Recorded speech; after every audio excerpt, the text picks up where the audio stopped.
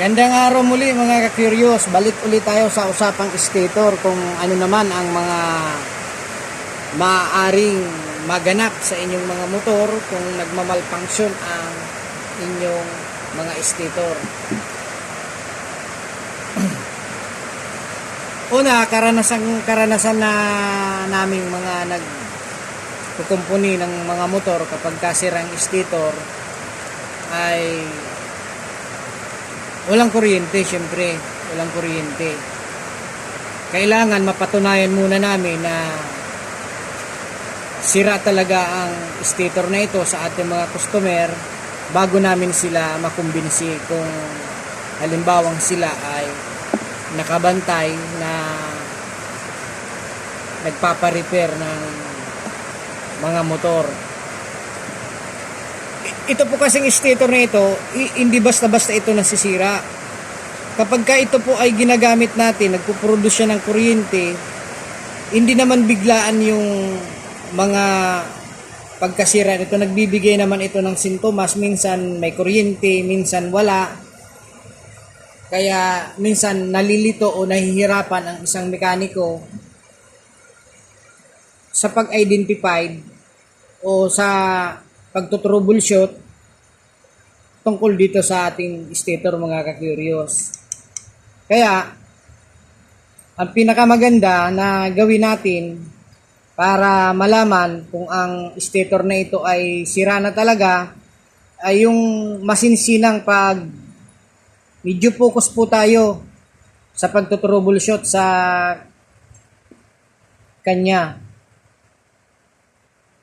At kailangan alam din natin kung ano ang mga impormasyon na maaaring makatulong sa atin para ito po ay mapatunayan natin na sira na talaga o effective pa. Kasi may mga pagkakataon na sasabihin natin, stator, di naman pala.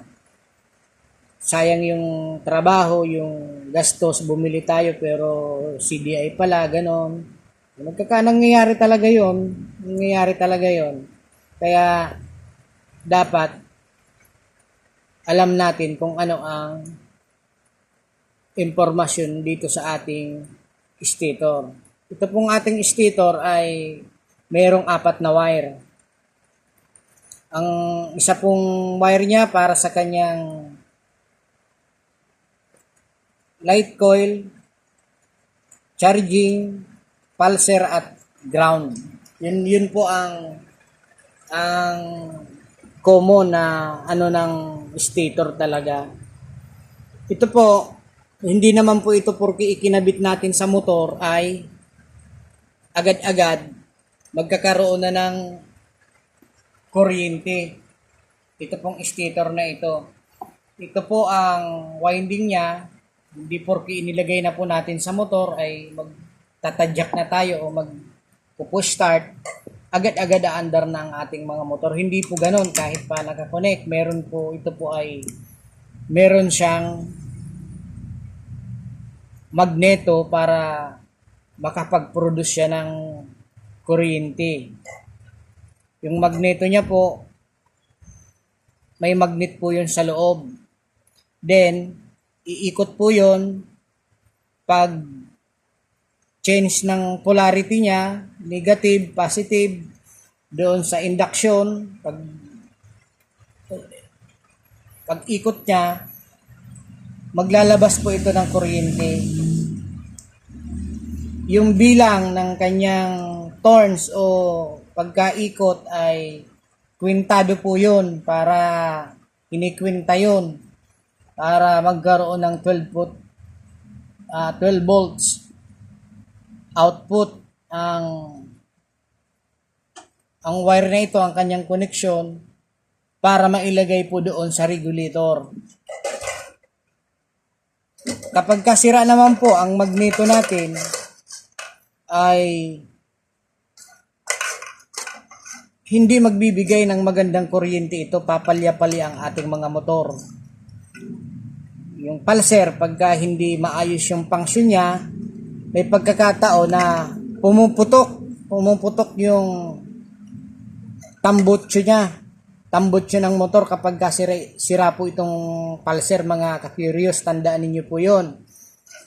Kaya, kailangan, siguruhin din natin at huwag tayong masyadong kampante kapag maganda ang kondisyon ng ating stator, lalo bago inilagay na natin, ay titignan din po natin yung parameter niya, yung distansya niya doon, yung mahalaga, yung makuha pa rin natin yung stock kasi kadalasan, karanasan po namin yun na dito po sa bayan namin ay medyo hindi pa masyadong kumpleto yung mga pyesa niya. Ang gagawin po ng auto supply ay o kaya ng mga nagtitinda, hahanapan siya ng replacement. Kaya nawawala yung stock. Ibabali ang makukuha po natin replacement na kung saan ay medyo doon nagkakaroon ng trial and error sa paglalagay. Minsan malaki, kaya may parameter tinatawag ko. Yung magneto niya, yung pagka-set up niya, may kunya yon, may kunya. Hindi ibig sabihin ay okay itong function itong gumagana itong pulser, gumagana maayos itong stator kasi bago. Maayos naman yung wala namang problema ang magneto mo.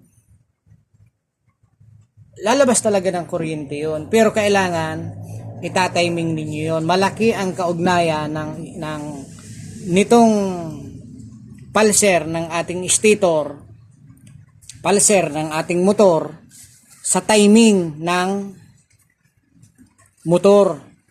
Alin yung itinatiming? Kung sa makina, naka-timing doon yung sa 4-stroke kasi merong intake. Sa intake na yon, timing na yon na pagbaba ng piston niya, bubuga. Kung FI o kaya karburador, magsusupply siya ng gasolina. Timing lang yon at pag fire niya hanggang sa pag-exhaust niya, walang sablay. Hindi nagka-problema doon sa stroke niya. Hindi bumangga yung balbula niya doon sa piston, maayos yung pagputok ng apoy doon sa combustion chamber. Good timing yun, naka-timing yun. Kaya pagka makikita natin sa magneto, pagka mag-tune up o isi-set up natin yung makina natin, makikita mo doon may letter T, timing. Pero sa kuryente naman, malaki ang kaugnayan nun sa timing itong pick up point na ito. Kapag ka nasira ang kunya, yung kunya ng magneto, bibigay nga ng kuryente, puputok nga ang spark plug kasi nasa sensor nitong pick up point yung natitrigger siya. Nakakapagbigay siya ng kuryente doon sa spark plug, nakapagputok, mali naman yung timing. Kaya yung paglagay ng stator, may pwesto talaga itong pulser na ito. May timing mark yung magneto kung saan kailangan sabay sila na pagbigay ng kuryente, siya rin pagbuga ng apoy ng gasolina doon sa combustion chamber at pag-fire. Kaya kung makikita nyo doon sa magneto, meron doong naka-indicate na fire and T. Malaking bagay yon at kahit pa nakatama yon kung yung hindi naman tumama sa pulser, yung sa timing niya, kasi yung timing doon kailangan tsimpo rin dito sa pulser yung pagputok niya, yung kung paano hinihingi ng makina, yung kailangan niyang pagputok nung o pag-fire nung sa combustion chamber. Ito yung katulong sa response nito ay yung CDI niya agad-agara namang na bibigay yon ng kuryente para sa ignition coil natin para tuloy-tuloy ang pag-andar. Ano po mga ka-curious, Ngayon, yung mga engineer na gumawa, mga electrical, gumawa nito, may operation sila, hindi basta-basta ito, halimbawa, kukunin mo yung thickness, yung height ng isang iron core. Yung iron core po, ito po yun, yung pinagbubudburan ng ating magnetic coil. Ang magnetic coil naman, ito yung mga wire kung saan may bilang yan na kung ilang turn. Ito, kung hindi ako nagkakamali, 60 turns. Ito, meron silang constant number na ginagamit para makumpleto ang hinihinging kuryente. Magkano ba? Ilan ba dapat na kuryenteng ibigay ng stator sa motor? Yun po ang mahalaga. Kasi ito, pagka hindi ito nakapagbigay ng 12 volts, kasi ang input na kailangan ng isang CDI ay 12 volts. Sa battery operated na motor, 12 volts. Kapag ka ito po ay nagbigay ng 11 volts, 10 volts, papalya-palya na yan. Pagka nagbigay naman siya ng above 12 volts, ay medyo may maapektuhan ng yung regulator niya, yung CDI niya. Hindi na tumatama doon sa kaya yun ang pinaganda ng mga manufacturer ng motor, mga may signature sa motor, mas pinaganda nila yung power system ng kanilang motor. Gumamit na sila ng mga ECU, di ko mga tinatawag na computer box, para maiwasan yung aberya.